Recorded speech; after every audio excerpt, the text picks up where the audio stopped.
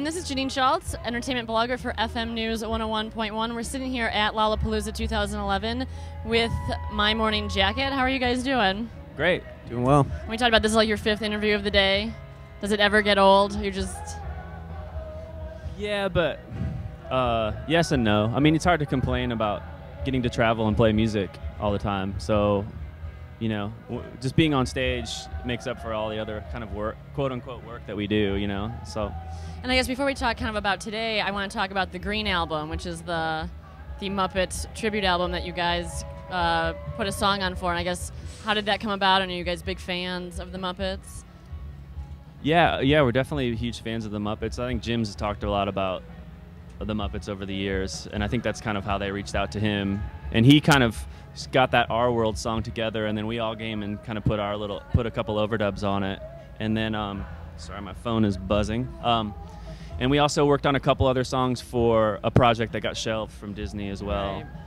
Right. But it was a fun project nonetheless. The Muppets are like one of the greatest creative things ever to happen. You know, Jim Henson, I mean, I feel like he's up there with, you know, the greatest artists of all time. So. And I guess for each of you, which Muppet would you be, or which Muppet closely resembles your personality the most? I don't know. I'd probably be a cross between Janice and Zoot, I guess. Be Fozzie Bear. Good choice. Some hat tricks. Yeah. Well, what do you think Jim would be? I mean, it's pretty obvious. What do you think? I'm thinking of a combo. Jim would be Jim Henson. Yeah, Jim would be a triple combo. He'd be Jim Henson, Kermit, and Dr. Teeth mixed together or something. I don't know. Yeah. And I guess now you just played a show at Red Rocks that you spanned about 4 hours, and tonight's set, can only be 2 hours. I guess, do you feel confined by the festival sets, or? No, because 2 hours is still a long time. We feel like with 2 hours, we can tell a good story, and we can take people on a journey and kind of give them all sides of the band.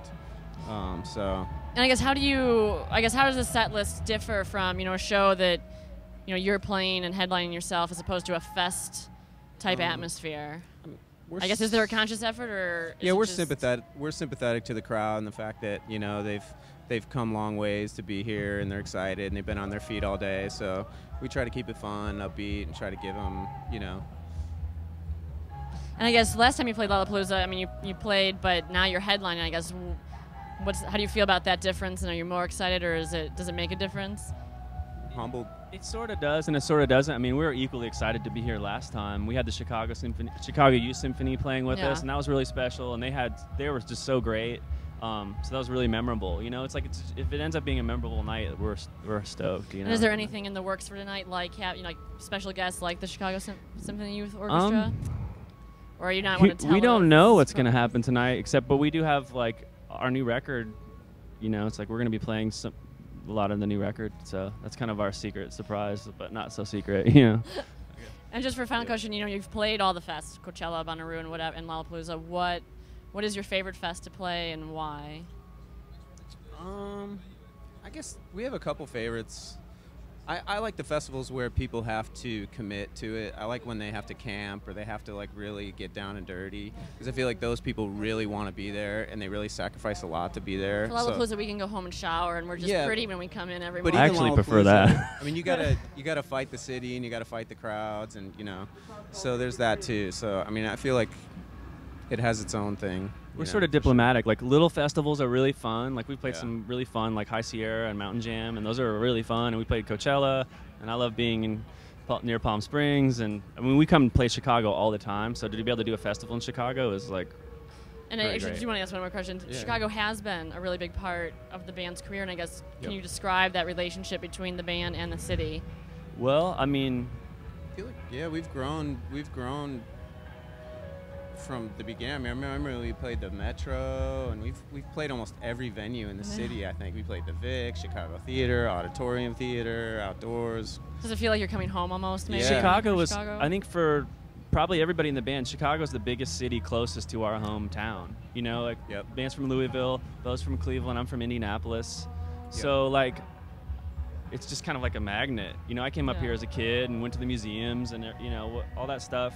So just kind of like it just keeps pulling us back in, and we've actually gotten really good support from the radio stations in this city. Where that's not a global thing for us. So that's helped a lot. You guys are lucky with the radio here. You have a really great radio stations. So.